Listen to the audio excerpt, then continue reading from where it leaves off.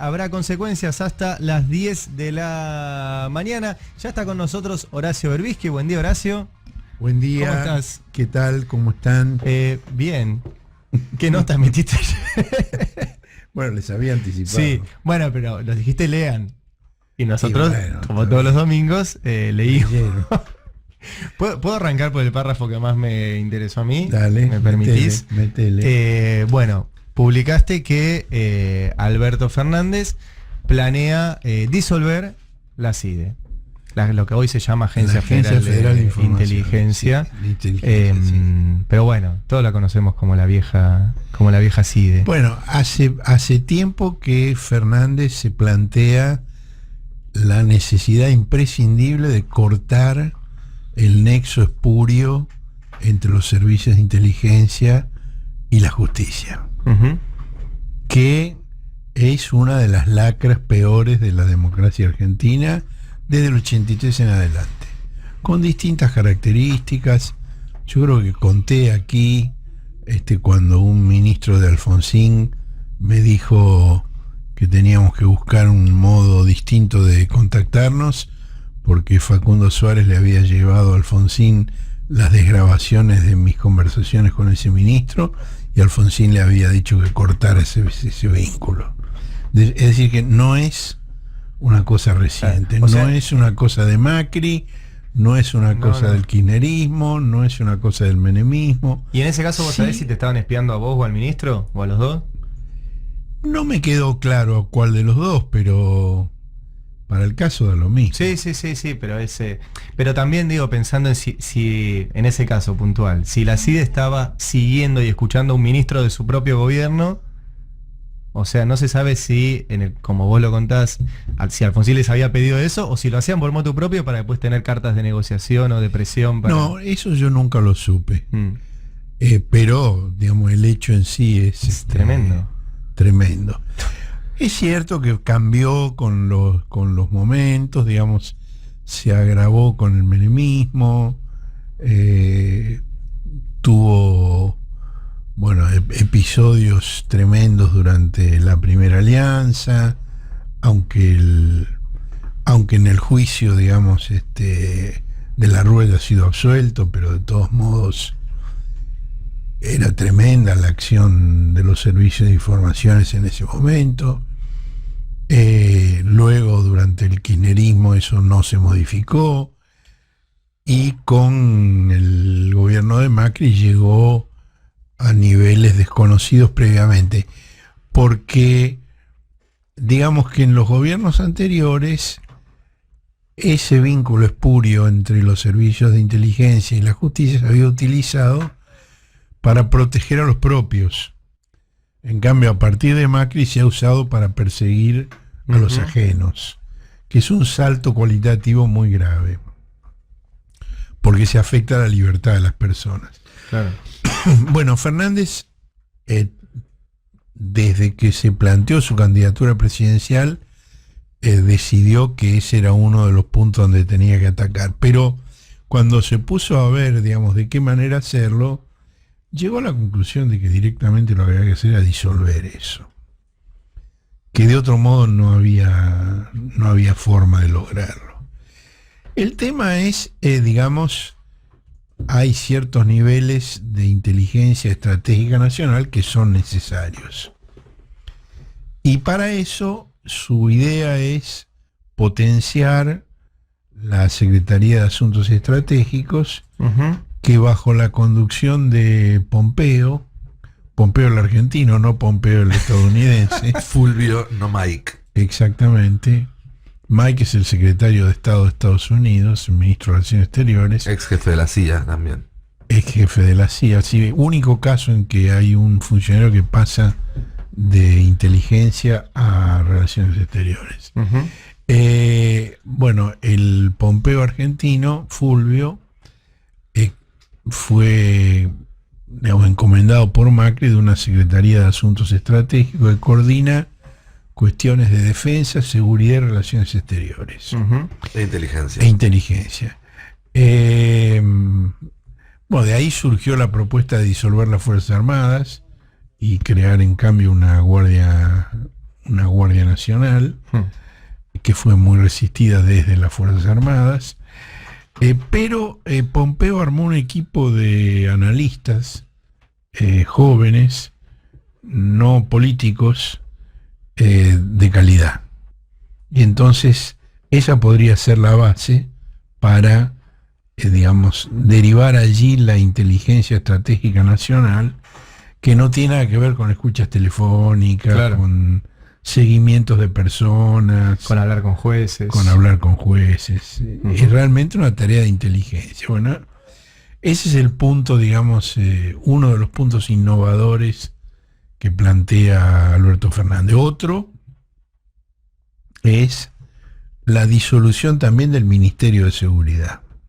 Ajá. Y su reemplazo por un Consejo Nacional de Seguridad, donde habría representación de gobernadores, de la oposición también. ¿Y eso implicaría que las fuerzas de seguridad queden bajo la órbita de ese consejo o volverían al Ministerio de Interior? No, quedarían bajo la órbita de ese consejo, y bueno, el presidente del consejo tendría una función ejecutiva. Ujú.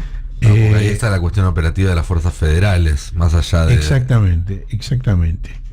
Lo que pasa es que las fuerzas federales han sido, digamos, muy manoseadas y redimensionadas en los últimos años, y hay una serie de cuestiones que exista ministerio o no exista ministerio son imprescindibles, Claro. que son los protocolos de intervención de esas fuerzas federales, que en el gobierno de Macri con Patricia Bullrich han roto todos los límites.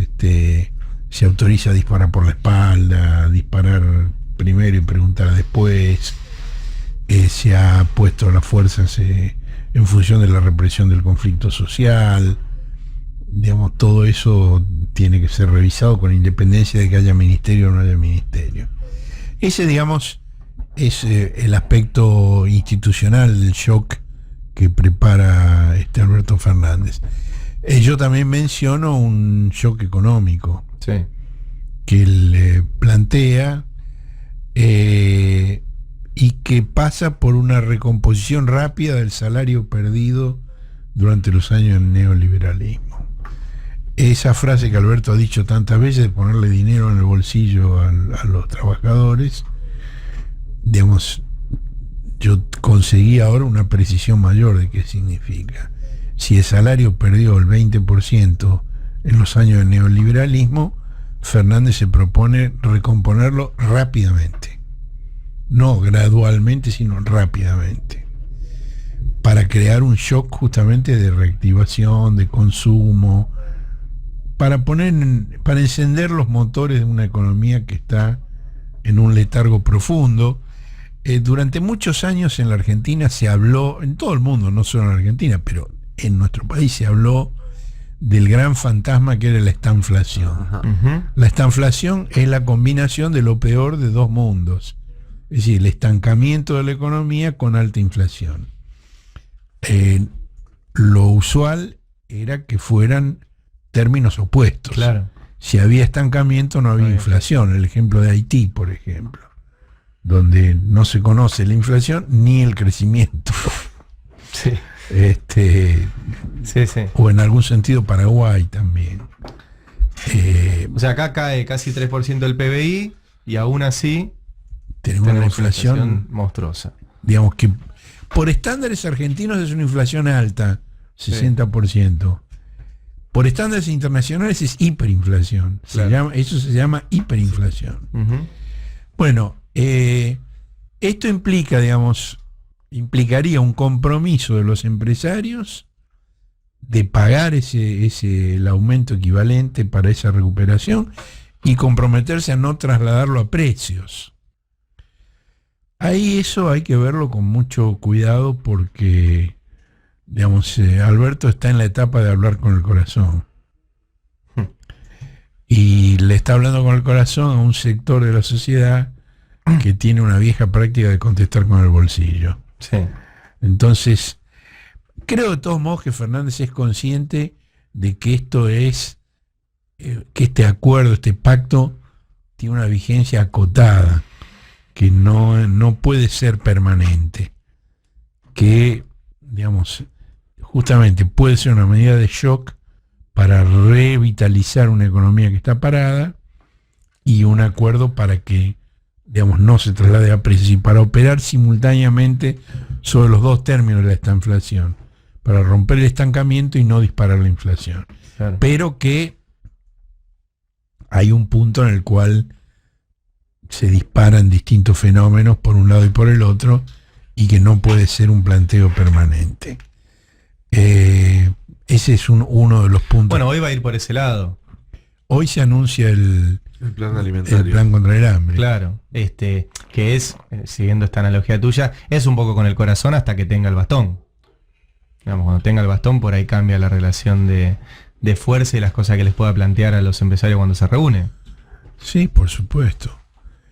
Bueno, él está anunciando también algunas cosas, digamos, está anunciando que no se puede simultáneamente bajar el déficit y bajar impuestos. Claro. Es decir, retenciones va a haber. No las va a haber para la industria. Contra la industria se van a suprimir las retenciones. Bien. Pero para las exportaciones agropecuarias, digamos, es el viejo tema de la estructura desequilibrada que planteó Diamant hace ya 40 años. Los riesgos de la enfermedad holandesa, como se llama en economía, digamos, al crecimiento desmesurado de una actividad que tiene ventajas comparativas, pero que extermina otras actividades, porque el tipo de cambio que genera no permite el desarrollo de las otras actividades, que históricamente pasó en la Argentina con la producción agropecuaria, más recientemente con la producción de soja y de la agroindustria derivada de la soja, y que también pasa ahora o puede pasar ahora con el petróleo de vaca muerta. Que por ejemplo, la primera víctima de vaca muerta es el petróleo y el gas no convencionales, Sí. porque toda la inversión se dirige al no convencional, cuando hay reservas muy importantes de convencional que rápidamente podrían mejorar la situación del balance energético. ¿Y eso qué razón tiene? Porque es más, el no convencional se exporta y a las empresas les conviene más. Todo se exportaría, pero lo que pasa es que el no convencional es la gran vedette mundial, y hay mucho interés de empresas internacionales. Y hay mayor volumen de reservas. Bueno, sí, digamos, permite, digamos, una proyección a 2 siglos. En el convencional no, pero para la necesidad de la Argentina de hoy, la complementación de uno y otro serían importantísimas. Después, otra cosa que pude confirmar son algunos nombres del gabinete que pueden darse como seguros. A ver. Santiago Cafiero como jefe de gabinete. Es un hombre grande en relación a lo que era su abuelo Antonio Cafiero cuando fue ministro de Perón. Santiago tiene 40 años, el Tony tenía 30. 30 y ministro de Perón. El Tony fue ministro de Perón a los 30. Qué bárbaro. Vos lo ves, cómo cambian las cosas, ¿no? Vos lo ves a Santiago y es un pibe. Sí. Ves las fotos del Tony y era un hombre. Y sin embargo, Santiago tiene 10 años más que lo que tenía Antonio. Es notable. Sí. Cómo en poco más de medio siglo han cambiado el sentido de la edad, ¿no? Sí. Qué divertidas debían ser los fines de año en esa casa. Las navidades. Sí. Todos los Cafieros juntos, que además tenés peronistas, zurdos. Sí. O sea, es una familia tremenda. Bueno, otro es Felipe Solá, Sí. a cargo de un ministerio que cambia de nombre. Va a ser Ministerio de Comercio Exterior, Relaciones Internacionales y Culto. El Ministerio de Exportaciones. Esa es la idea, efectivamente. Ahí hay una. Bueno, y el tercero es Guado de Pedro como ministro del Interior. Ahí hay, digamos, un optimismo muy marcado de parte del Frente y de Alberto Fernández. El tema de las exportaciones En primer lugar, no depende del tipo de cambio. Hay una cuestión de inflexibilidad de la demanda. Tiene que ver con la demanda, no con el tipo de cambio. Si el tipo de cambio es muy alto, los exportadores ganan mucho más y ponen en dificultades, justamente por la enfermedad holandesa, a los otros sectores, a la industria, es decir, a los que necesitan importar insumos. Y duplicar o triplicar las exportaciones es una meta muy simpática, pero muy difícil. Pero bueno, van a trabajar en eso porque es la forma de generar ingresos genuinos, dólares. El otro tema que planteé en la nota de ayer es que Fernández tiene un ofrecimiento de un fondo de inversión inglés para encargarse de la reestructuración de la deuda con los privados, que es muy importante. Y aquí hay un conflicto que creo que hemos mencionado en alguna intervención anterior entre los acreedores privados y el Fondo Monetario Internacional. Claro. Cuando Alberto estuvo en Córdoba en la Fundación Mediterránea, uno de los oradores que lo precedieron planteó el reperfilamiento a la uruguaya. Es lo que hizo Uruguay en el año 2002, cuando la crisis argentina, que impactó también en Uruguay, Uruguay negoció un alargamiento de los plazos sin quitas. Sí. Cuando habló Alberto, dijo, sí, puede ser, es una posibilidad. Perdón, Horacio, te interrumpo un segundo. Sí. Después seguimos con el tema de la duda, pero tenemos justo la posibilidad de hablar del